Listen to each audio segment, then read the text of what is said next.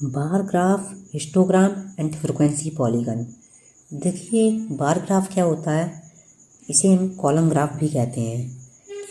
क्योंकि इसमें हम कॉलम्स का यूज़ करते हैं। ओके, तो ये हमारी ऊपर वाली क्या होती है, वाई एक्सिस, और ये नीचे वाली हमारी होती है एक्स एक्सिस। अब हम इसे बार ग्राफ क्यों कहते हैं, क्योंकि हम इसमें कॉलम्स का यूज़ करते हैं।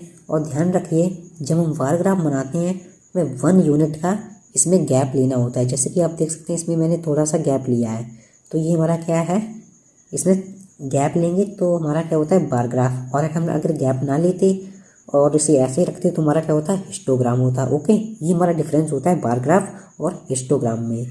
क्योंकि जब हम क्लास इंटरवल में अगर हम गैप लेते हैं तो हमारा बार ग्राफ है, और अगर क्लास इंटरवल में गैप नहीं लेते हैं तो हमारा एक हिस्टोग्राम है। ओके, ये हमारा एक डिफरेंस है।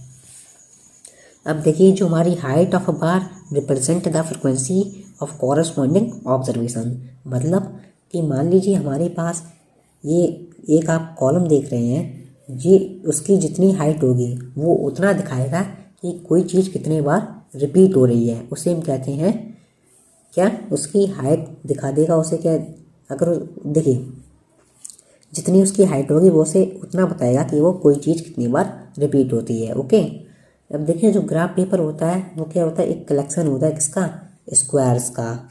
आपने ग्राफ पेपर देखा होगा, उसमें क्या होता है, बहुत सारे स्क्वायर्स होते हैं, स्मॉल स्मॉल।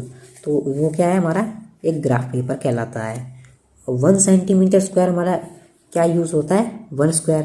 देखिए जब भी हम बार ग्राफ बनाते हैं तो हमें स्केल लिखना बहुत ज़रूरी होता है। मान लीजिए मैंने इसमें स्केल ली थी 0 से लेके 5 फिर 10, तो मैं क्या लिखूँगा, ये हमारा 1 स्क्वायर है वो हमारा क्या बराबर है, 5 यूनिट। ओके, तो आपको ऐसे इसकी स्केल लिखनी होती है। अब देखिए जो हमारा एक स्क्वायर होता है वो हमारा डिवाइड होता है किसमें, 10 स्मॉल डिविजन्स में। आपने देखा होगा कि ग्राफ में जो छोटी छोटी लाइनें होती हैं वो हमारी 10, एक स्क्वायर में हमारी जनरली 10 लाइन आपको दिख जाएंगी। अब देखिए हिस्टोग्राम क्या है, जब भी हम जो हमारा हिस्टोग्राम होता है हमेशा एक्सक्लूसिव फॉर्म में ड्रॉ होगा, कभी भी ये इंक्लूसिव फॉर्म में ड्रॉ नहीं किया जाता है। एक्सक्लूसिव फॉर्म मतलब जो हमारा डाटा है वो कैसा है, हमारा कंटिन्यूस फॉर्म में है, उसे हम क्या कहते हैं, हिस्टोग्राम। ओके, जैसे कि आप देख सकते हैं जो हमारा गैप है 20 से 20-30, फिर 30 से 30-40, फिर 40 से 50। तो उसमें ये क्या है, हमारा ये ब्रेक डाउन नहीं हो रहा है, मतलब कंटिन्यूटी बनती चली आ रही है। तो जो हमारा वो हमारा ग्राफ बनेगा वो हमारा एक्सक्लूसिव फॉर्म में बनेगा। तो आप देख सकते हैं इस बार ग्राफ में हमारा बिल्कुल भी स्पेस नहीं है, तो हम इससे क्या कहेंगे, हिस्टोग्राम। ओके, अब देखिए ये हम किंक क्या होता है। जब भी हम बार ग्राफ या हिस्टोग्राम में किंक का तब यूज़ करते हैं जब हमारे पास बहुत कम स्पेस हो या डाटा बहुत लार्ज हो, उसे कंप्रेस करने के लिए हम किंक का यूज़ करते हैं। मान लीजिए आपके पास एक बार ग्राफ आप बना रहे हैं, उसमें आपको 50 की ज़रूरत नहीं है और आपको सीधे 100 पे जंप करना है, तो आप क्या करेंगे, आपको ये ऊपर करना है, फिर नीचे, फिर ऊपर। तो आपको इस प्रकार से ये आपको किंग का साइन बनाना होता है।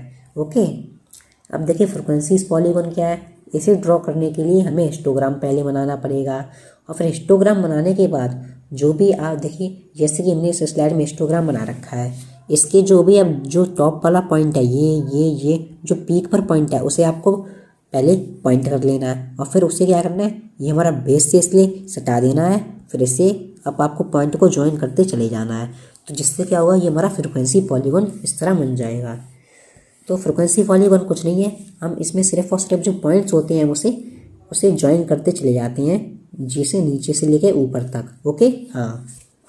अब देखिए क्लास मार्क क्या है, ये क्लास मार्क होता है, ये हमारा lower limit plus upper limit divided by 2 होता है। ये फॉर्मूला होता है हमारा क्लास मार्क को निकालने के लिए, वेयर हमारा एक्स क्या होता है, क्लास मार्क, और वाई क्या है, हमारा फ्रिक्वेंसीज।